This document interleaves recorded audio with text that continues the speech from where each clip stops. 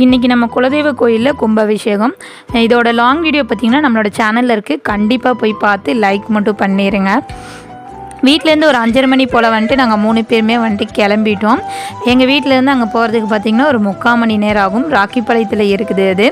நாங்கள் வந்துட்டு 6:45 தான் வந்துட்டு கும்பாபிஷேகம் வந்துட்டு ஸ்டார்டிங்கு. அதனால் வீட்டிலேருந்து வந்துட்டு சீக்கிரமாகவே வந்துட்டு கிளம்பிட்டோம்.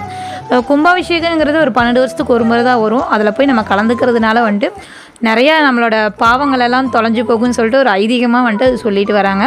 கண்டிப்பாக நீங்களும் கும்பாபிஷேகம் எந்த கோயிலில் நடந்தாலும் கண்டிப்பாக போய் கலந்துக்குங்க. போய் திருப்தியாக வந்துட்டு கும்பாபிஷேகம் நடக்கிறதெல்லாம் பார்த்துட்டு அந்த தீர்த்தம் பார்த்திங்கன்னா அவ்வளோ வந்துட்டு எங்கள் மேலே விழுந்தது வந்துட்டு எங்களுக்கு ரொம்ப ஹாப்பியாக இருந்தது.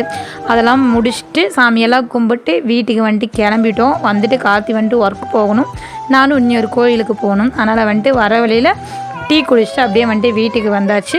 இந்த வீடியோ உங்களுக்கு பிடிச்சிச்சுன்னா லைக் பண்ணுங்கள், ஷேர் பண்ணுங்கள், மறக்காமல் சப்ஸ்கிரைப்